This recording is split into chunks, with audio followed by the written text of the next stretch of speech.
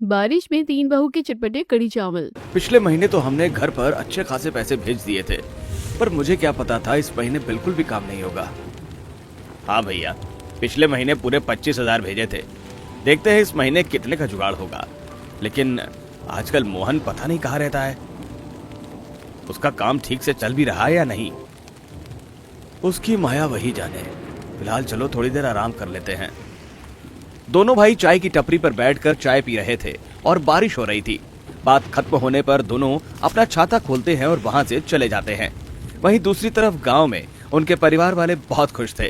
निधि अपने भतीजे मोनू के साथ बारिश में नहा रही थी। रिमझिम मेघा बरसे। निधि आराम से बारिश को एंजॉय करते हुए गोल घूम रही थी, लेकिन तभी पीछे से मोनू आकर निधि के ऊपर बाहर आंगन का कीचड़ का पानी डाल देता है। देखा बुआ, मैंने आपको कीचड़ में गंदा कर दिया। रुक जा मोनू के बच्चे, तुझे भी बताती हूँ। निधि भी मोनू के ऊपर थोड़ा सा पानी डाल देती है। दोनों बाहर बारिश एंजॉय कर रहे थे और वहीं दहलीज पर बैठकर सविता और रमेश उन दोनों को देख रहे थे। बस बस दोनों आराम से खेलो, कहीं गिर मत जाना। और ये लड़की भी ना इस मोनू के साथ बिल्कुल बच्ची हो जाती है। कोई बात नहीं भाग्यवान, हमारी बेटी को भी एंजॉय करने दो। कितनी खुश लग रही है। घर के अंदर दोनों बहू मिलकर आज सबके लिए चटपटे कड़ी चावल बना रही थी। चलो, हमारे बढ़िया चटपटे प्याज के पकोड़े तो तैयार हो गए हैं। प्रीति, थोड़े से पकोड़े अलग निकाल देना। तुम्हें पता है ना निधि और मोनू को अलग से पकोड़े खाने कितने अच्छे लगते हैं। चिंता मत करो दीदी, मैंने सिर्फ उनके लिए ही नहीं सबके लिए अलग से थोड़े से पकोड़े बना लिए हैं। अगर बाद में किसी को खाने भी होंगे तो हम फ्राई करके उन्हें दोबारा गर्म करके दे सकते हैं। फिर तो अच्छा है। चलो, मैंने बेसन और दही का घोल भी तैयार कर लिया है। तीनों बहू मिलकर कड़ी तैयार करती हैं। उन्होंने पहले पकौड़े तैयार कर लिए थे, कुछ पकौड़े अलग से रख लिए थे। उसके बाद एक कढ़ाई में तेल गर्म करके उसके अंदर हींग और करी पत्ता सब चीजों को मिलाकर छौंक तैयार किया जाता है और उसके बाद उसमें बेसन और दही को मिक्स करके उसे अच्छे से घोटकर काफी देर तक मध्यम आंच में पकाया जाता है। रोशनी कड़ी को करछी से चला रही थी। वैसे अब जाकर हमारे घर के हालात सुधर गए हैं। अब हमें हर महीने 25,000 अगर घर खर्ची के लिए मिल रहे हैं तो मुझे काफी खुशी हो रही है। तुमने सही कहा, वरना यहाँ पर रहकर तो तीनों भाई मिलकर ठीक से कुछ कमा भी नहीं पा रहे थे। हम पहले उन्हें शहर में जाने से मना कर रहे थे, लेकिन अब अच्छा है कि शहर में जाकर वो अच्छा काम कर रहे हैं। तीनों बातें कर रही थी और फिर कड़ी में पकौड़े डालकर उसे थोड़ी देर और पकाया जाता है। कड़ी तैयार होने के बाद चूल्हे पर चावल पकने के लिए रख दिए जाते हैं। चलो जी, खाना तो बन गया। तभी घर के सारे सदस्य घर के अंदर आ जाते हैं और निधि और मोनू भी नॉर्मल पानी से नहाकर कपड़े बदल लेते हैं। फिर पूरा परिवार साथ बैठ जाता है और खाना खाने लगता है। आज सभी बारिश में चटपटे कड़ी चावल खा रहे थे। सबको चटपटे कड़ी चावल बहुत पसंद थे। सच में बहू, तूने तो एकदम मन खुश कर दिया। बारिश में चटपटे कड़ी चावल खाकर तो मजा ही आ जाता है। हाँ, अभी बहुत ज्यादा भूख लग रही थी और कुछ चटपटा खाने का भी मन कर रहा था, तो अच्छा है कि चटपटे कड़ी चावल ही खा लिए।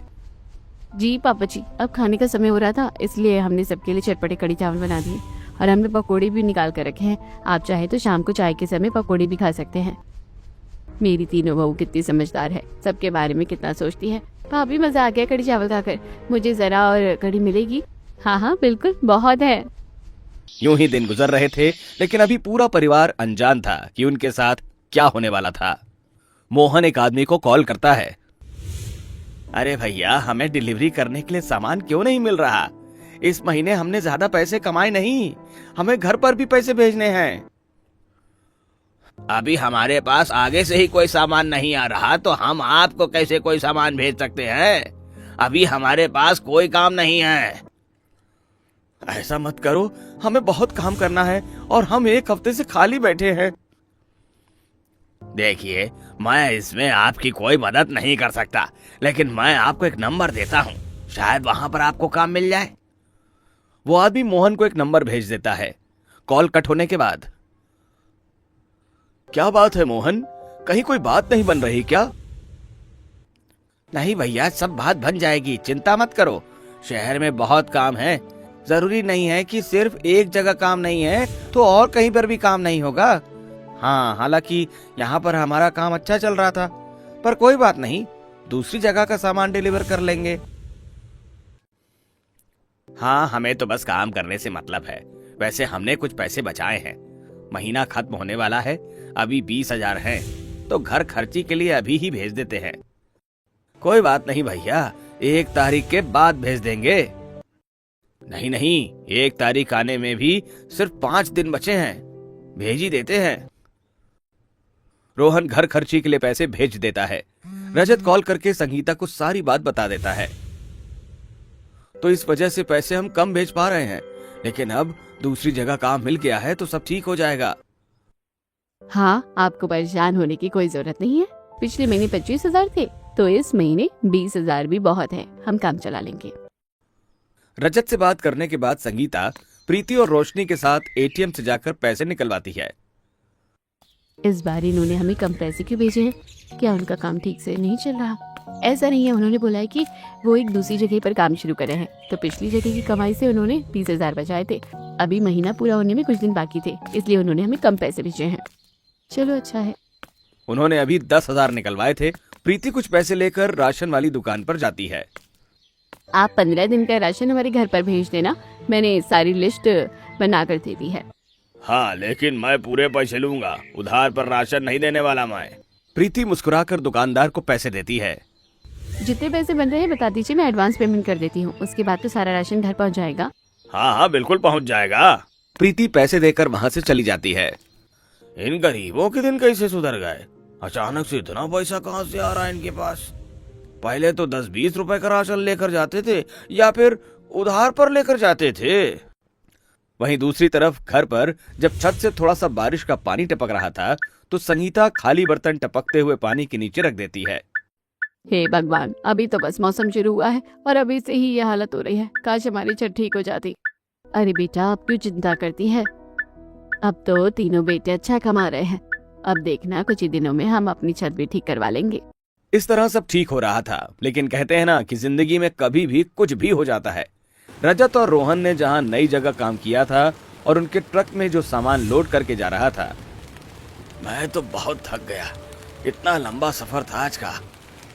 बस मंजिल आने वाली है, उसके बाद घर जाकर आराम करेंगे। दोनों ट्रक चलाते हुए बातें कर रहे थे और सामने पुलिस की नाकाबंदी थी। वो सबकी तलाशी ले रहे थे। बाहर बहुत तेज बारिश हो रही थी और जब रजत और मोहन की बारी आती है, चलो जल्दी नीचे उतरो। उसके बाद रजत और रोहन ट्रक से नीचे उतरते हैं। जब पुलिस वाले उनके ट्रक की तलाशी लेते हैं, अरे साहब, यहाँ पर तो गलत सामान मिला है। ये सब बात सुनकर रजत और रोहन के भी पसीने छूट जाते हैं और जब पुलिस वाले तलाशी लेते हैं तो उन्हें उनके ट्रक में इल्लीगल सामान मिलता है। दोनों को पुलिस वाले अरेस्ट कर लेते हैं। सर, हमें छोड़ दीजिए, हमने कुछ नहीं किया। हाँ, हमने कुछ नहीं किया, हमें नहीं पता है इन सब चीजों के बारे में। हर मुजरिम पकड़े जाने पर ऐसा ही कहता है। उन दोनों को अरेस्ट करके वहां से ले जाया जाता है। यहाँ सविता जब कुछ पड़ोसियों से मिलने जाती है तो सब ऐसे ही बैठकर बातें कर रहे थे। अब तो शर्मा का बेटा भी शहर चला गया, उसे भी वहाँ पर अच्छा काम मिल गया है। चलो, ये तो बहुत अच्छी बात है। वैसे कितनी जल्दी वक्त गुजर जाता है ना। कहाँ हमारे बच्चे छोटे थे और अब सब बड़े होकर सब अच्छी नौकरी पर लग गए हैं। सविता, तुम्हारे तीनों बेटे भी तो अब काफी अच्छा कमा रहे हैं। हाँ, पिछले महीने पूरे 25,000 रुपए भेजे थे तीनों ने, सिर्फ घर खर्ची के लिए। भगवान की कृपा से सब अच्छा हो रहा है। हाँ, मेरा बेटा तो अकेला 20,000 रुपए भेज देता है। तेरे तो फिर भी 3 बेटे हैं, तो तुझे नहीं लगता कि उन्हें ज्यादा भेजना चाहिए? कहीं वहाँ अकेले रहकर पैसे बर्बाद तो नहीं कर रहे? शांति ने जलन में ऐसा कहा था। वो सविता के ऊपर बात कर रही थी, लेकिन सविता को गुस्सा आता है और वो करारा जवाब देती है। मैंने सुना है कि 1 साल तक तो तेरे बेटे ने 2,000 भी नहीं भेजे थे, और मेरे बेशक 3 बेटे हैं, लेकिन दूसरे महीने में ही उन्होंने 25,000 भेज दिए हैं, तो ज्यादा बेहतर कौन हुआ? इस तरह सविता शांति का मुंह बंद कर देती है और वो मुंह बनाकर वहां से चली जाती है। और वहीं दूसरी तरफ मोहन जब फोन पर रोशनी से बात कर रहा था, तुम्हें पता है हमारे अच्छे दिन आने वाले हैं। दोनों भैया अभी डिलीवरी करने गए हैं और हम यहाँ पर अपना नया बिजनेस खोलने वाले हैं। क्या सच में? किस चीज का बिजनेस करने वाले हैं आप? हम लग्जरी आइटम का बिजनेस खोलेंगे जो सिर्फ अमीर लोग ही खरीदना पसंद करते हैं। उनका दाम बहुत हाई होता है और उसकी बनाने की लागत कम होती है, जिसकी वजह से उसमें हमें ज्यादा मुनाफा होगा और हम जल्दी अमीर हो जाएंगे। ये तो बहुत अच्छी बात है, मुझे बहुत खुशी हो रही है। भगवान जी ने सब कुछ ठीक कर दिया और सब अच्छा हो रहा है। सब कुछ ठीक है, बस एक परेशानी है। अभी बिजनेस में पैसे लगाने के लिए थोड़े कम पड़ रहे हैं। तो अगर तुम्हारे पास कुछ पैसे हैं तो मुझे दे दो। और क्या तुम अपने सोने के कंगन दे सकती हो? मैं उन्हें सिर्फ 2 दिन के लिए गिरवी रखूंगा और जैसी पेमेंट आएगी मैं तुम्हें वापस भिजवा दूंगा। हाँ, लेकिन किसी से पूछे बिना ऐसा करना ठीक होगा? हाँ हाँ, बिल्कुल ठीक रहेगा। क्या तुम्हें अपने पति पर भरोसा नहीं है अब? लेकिन मैं आपको भिजवाऊंगी कैसे, क्या पोस्ट करूं? लेकिन क्या सेफ रहेगा? नहीं, मेरे एक दोस्त को दे देना। इस तरह रोशनी मोहन की बात मान जाती है और अगले दिन शाम को रोशनी मोहन के दोस्त के पास बस स्टैंड पर जाती है। उसने सोने के कंगन को अच्छे से पैक करके टिफिन में डाल दिया था। यही पार्सल देना है ना भाभी?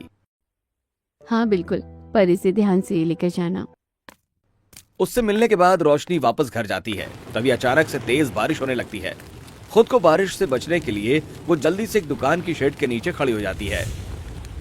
इस बारिश को भी अभी होना था क्या?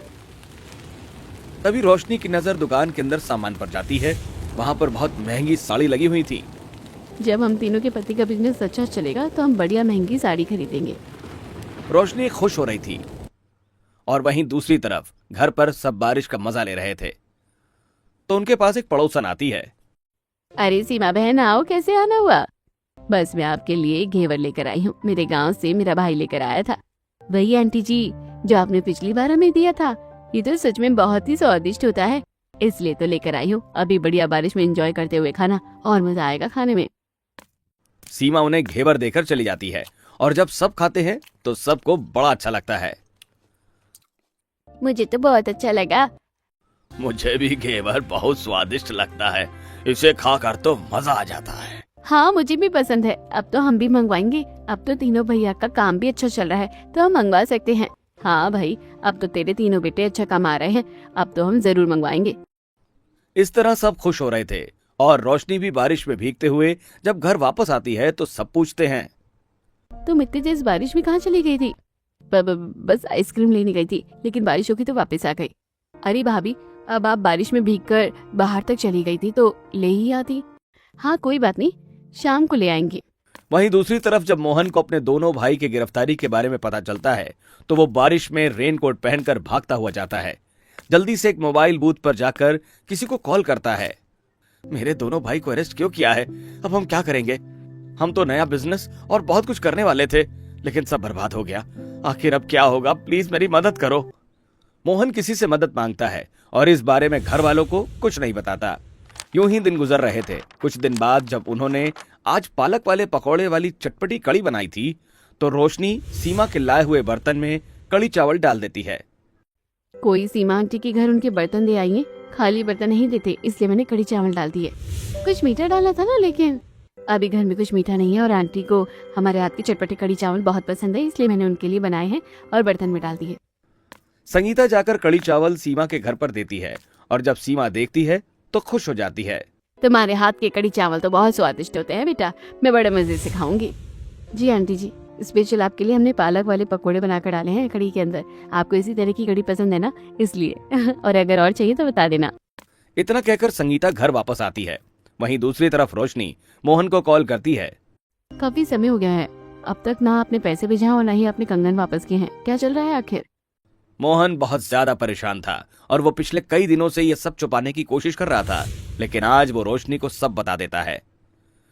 तो दोनों भाइयों को अरेस्ट कर लिया गया है और उन्हीं को छुड़वाने के लिए मैंने कंगन दिए थे। सब खराब हो गया। सब सच सुनने के बाद रोशनी को बहुत बड़ा झटका लगता है। अब हम क्या करेंगे? ये तो बहुत बड़ी गड़बड़ हो गई है। अगर दीदी को पता चलेगा तो सबको पता चलेगा, तो बहुत दुख होगा। अभी तुम किसी को कुछ मत बताना, वरना सबको बहुत बड़ा सदमा लगेगा। तुम तो जानती हो ये सब सच नहीं हो सकता, इसलिए दोनों भैया को बचाऊंगा। मोहन तो रोशनी को बता देता है और रोशनी को बताने से मना करता है, लेकिन रोशनी के मन में उसे एक भारीपन महसूस हो रहा था। मैं सबसे कैसे छुपा के रखूंगी? अब रोशनी काफी परेशान रहने लगी थी। जैसे एक दिन बाहर दीदी और निधि बर्तन धो रही है, ये जूठे बर्तन ले जाकर उन्हें दे दो। प्रीति झाड़ू लगाने अंदर कमरे में जाती है और रोशनी चारपाई से गंदे कपड़े लेकर जाती है और उन्हें बर्तन धोती हुई संगीता और निधि को दे देती है। अरे अरे भाभी, क्या कर रही है? जूठे बर्तनों में गंदे कपड़े क्यों रख रही हो? तुम्हारा ध्यान कहाँ है रोशनी? माफ करना, गलती से गंदे कपड़े लेकर आ गई। तभी प्रीति अंदर से आती है। हे भगवान, क्या कर दिया? गंदे कपड़े नहीं है, सुबह बड़ी मेहनत से धोए थे और अभी तय करके रखे थे, अब दोबारा धोने होंगे। ऐसे ही शाम को पूरा परिवार ठेले पर गोलगप्पे खाने जाता है। सब मजे से गोलगप्पे खा रहे थे, लेकिन रोशनी, क्या करूं? गोलगप्पे वाला उसकी प्लेट में गोलगप्पा रख रहा था और वो उठाकर खाने के बजाय नीचे फेंक रही थी। उसे इस तरह देख संगीता गुस्से में कहती है, तुम क्या कर रही हो रोशनी? आखिर आजकल तुम्हारा ध्यान कहाँ है? माफ करना। इस तरह दिन गुजर रहे थे और जब घर पर काफी दिनों तक पैसे नहीं आ रहे थे तो अब हम क्या करेंगे? मोहन भी कह रहा है कि कुछ भी ठीक नहीं है। उन्होंने बिजनेस में पैसे लगाए थे तो अभी पैसे डूब गए हैं। समझ नहीं आ रहा कि एक हफ्ते का राशन बचा है और पैसे भी बहुत कम है। अगर सारे पैसे खत्म हो जाएंगे तो मुश्किल होगी। मोहन ने घर वालों से ऐसा बहाना लगाया था। जब घर की स्थिति खराब होने लगती है तो कुछ दिन बाद मुझे लग रहा था तीनों बेटों ने सब संभाल लिया, लेकिन यहाँ तो उल्टा हो गया। फिर से खाने के लाले पड़ रहे हैं। हम ऐसे हाथ पर हाथ रखकर नहीं बैठ सकते। हमें कुछ करना होगा, कहीं काम ढूंढना होगा। इस तरह तीनों बहू अब काम ढूंढने लगती हैं, लेकिन उन्हें कहीं काम नहीं मिलता। एक जगह प्रीति को काम तो मिल जाता है, लेकिन एक दिन बहुत तेज बारिश हो रही थी और प्रीति बारिश में भीगते हुए एक ढाबे पर जाती है। बाप रे, आज तो पूरी किचन में सनने वाली हूँ मैं। वहां पहुंचने पर तुम इतनी लेट क्यों आई? यहाँ पर तुम्हारे हिसाब से काम चलेगा क्या? माफ करना, आज बहुत तेज बारिश हो रही थी, इसलिए आने में परेशानी हो गई है।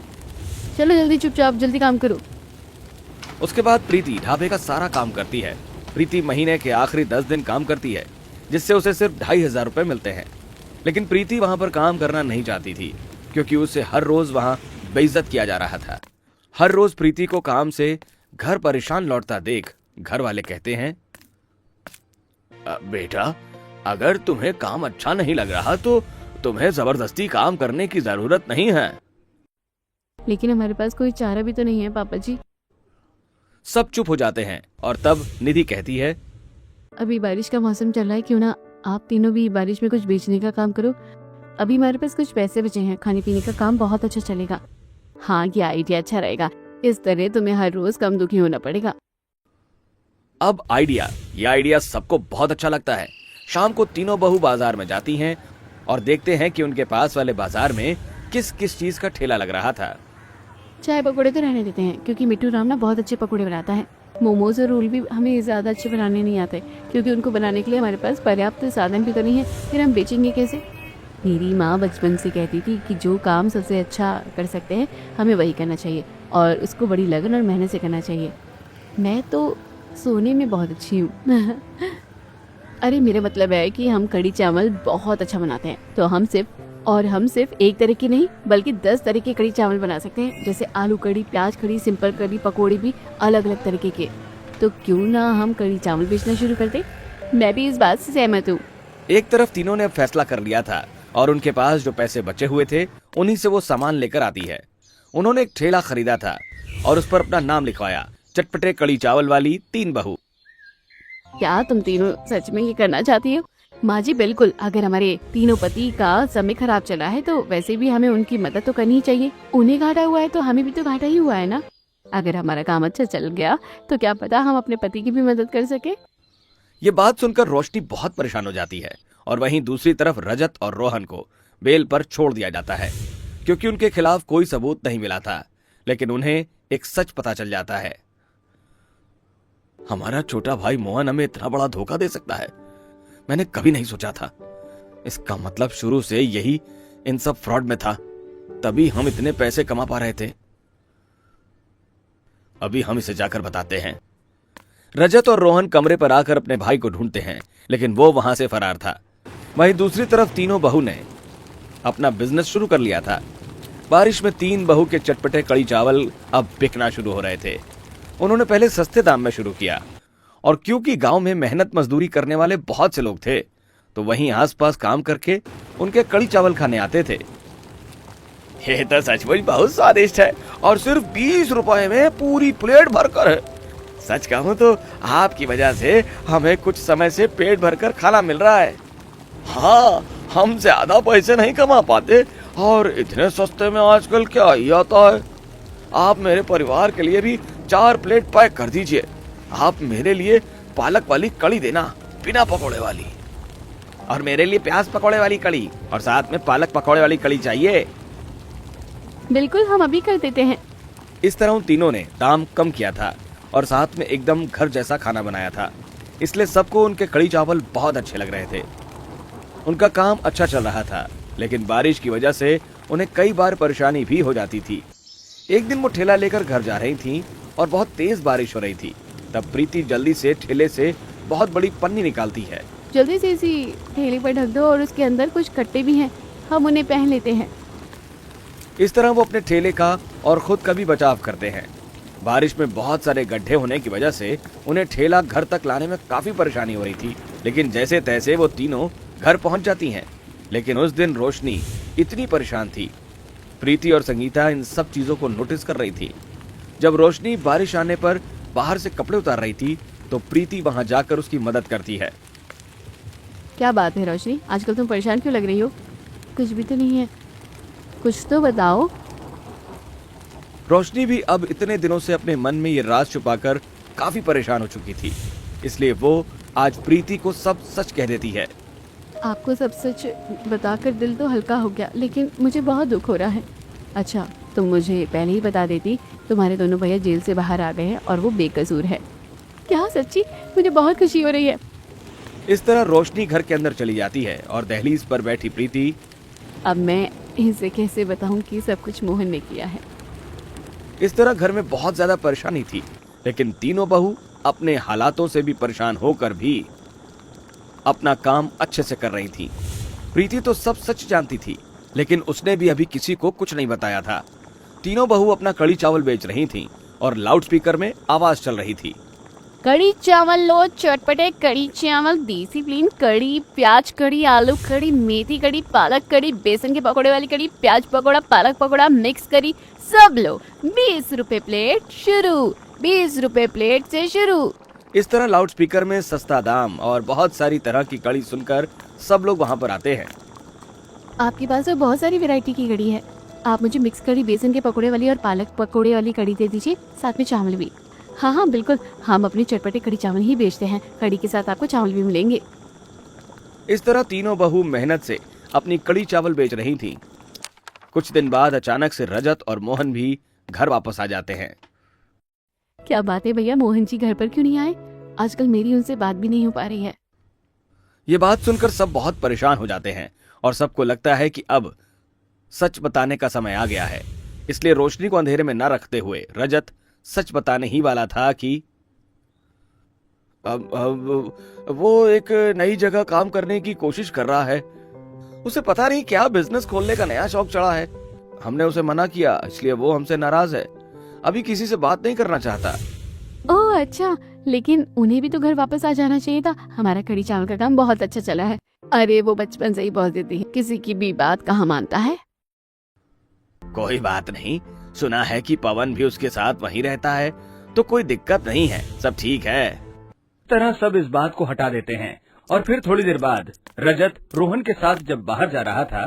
तुमने मुझे किसी को भी सच बताने से क्यों रोक दिया? आपको तो पता ही है कि मम्मी पापा भी हार्ट के पेशेंट हैं और फिर रोशनी का भी दिल बहुत बुरी तरह टूट चुका है, इसलिए मैंने कुछ नहीं बताया। लेकिन एक न एक दिन तो सब सच सामने आने ही वाला है। अब दोनों भाई भी अपनी पत्नियों के साथ कड़ी चावल बेचने का काम शुरू करते हैं। उन्हें अब कड़ी चावल बेचकर काफी मुनाफा हो रहा था और हर किसी को उनके कड़ी चावल का स्वाद उनके मुंह पर रम गया था। उनके ठेले पर बहुत से ग्राहक आते थे।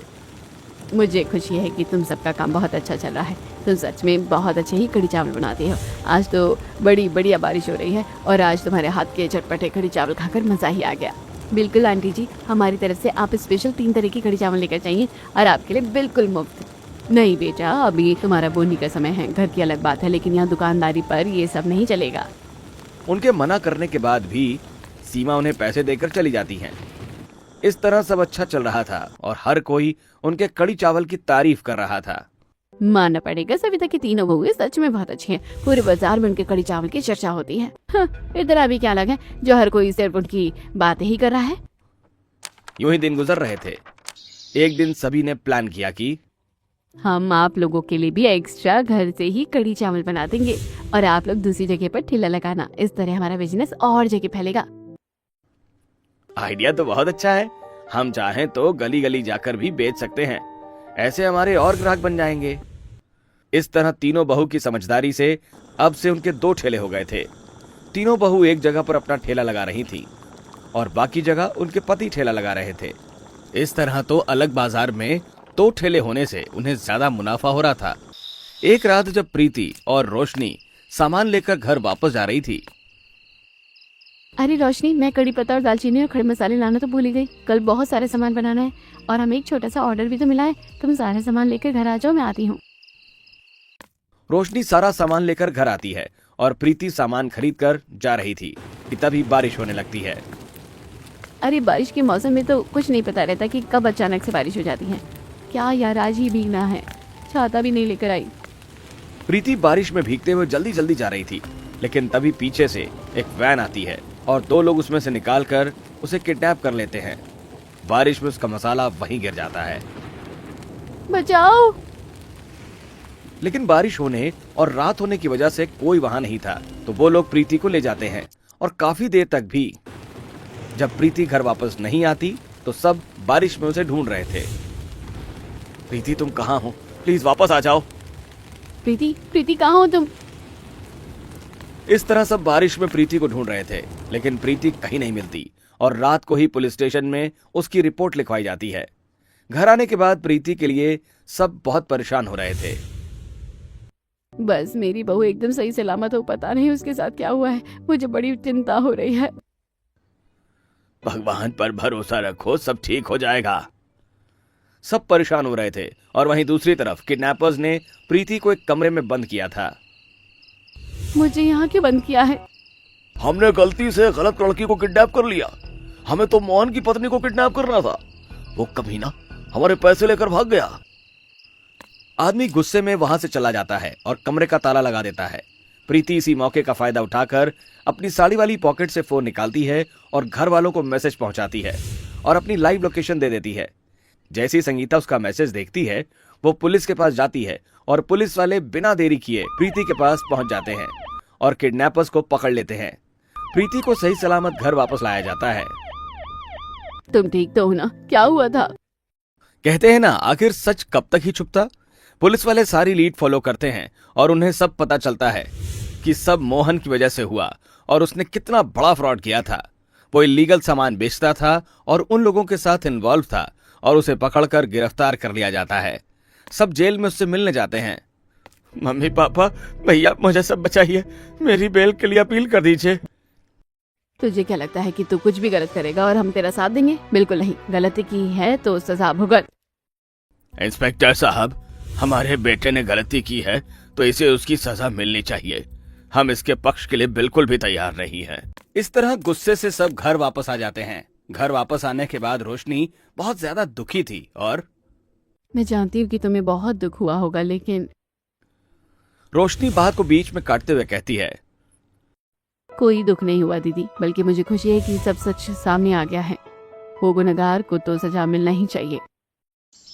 जब अगले दिन तीनों बहू अपने ठेले को लेकर चटपटे कड़ी चावल बेचने जाती हैं, तो वहां पर पूरे गांव में ये बात फैल गई थी और सब लोग वहां आकर उनके ऊपर सड़े हुए टमाटर फेंकते हैं।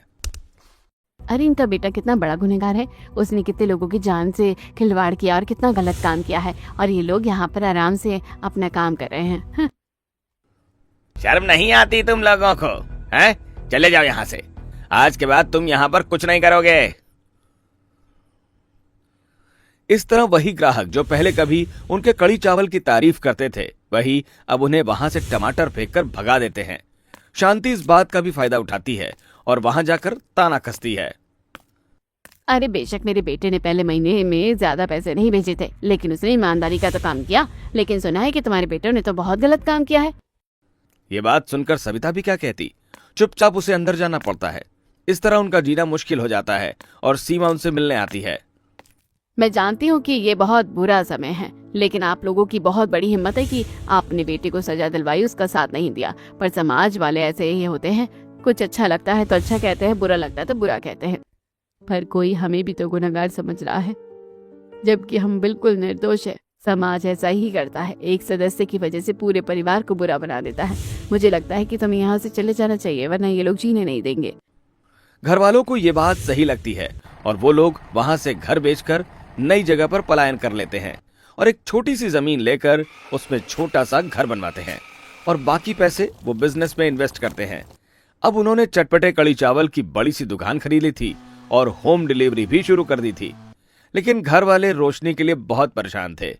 एक दिन सभी घर वाले कहते हैं, हमारे बेटे ने तुम्हें बहुत नुकसान पहुंचाया, तुम्हें बहुत दुख होता होगा, तुम चाहो तो उससे अलग हो सकती हो। क्या मैं आप सबको पसंद नहीं? नहीं बेटा, ऐसा क्यों कहती हो? तुम तो हमारे परिवार की सबसे प्यारी बच्ची हो। तो बस मुझे कहीं नहीं जाना। आप सबने हमेशा मेरा साथ दिया और इतना प्यार किया। आपके प्यार को छोड़कर मैं कहीं नहीं जाना चाहती। इस तरह रोशनी मोहन से अलग होने के लिए तो मना कर देती है और परिवार वाले उसके दुख को समझते हैं, इसलिए वो अब रोशनी का खास ध्यान रखते थे और अब सब मिलकर अपने चटपटे कड़ी चावल का बिजनेस नई जगह पर अच्छे से चलाते हैं।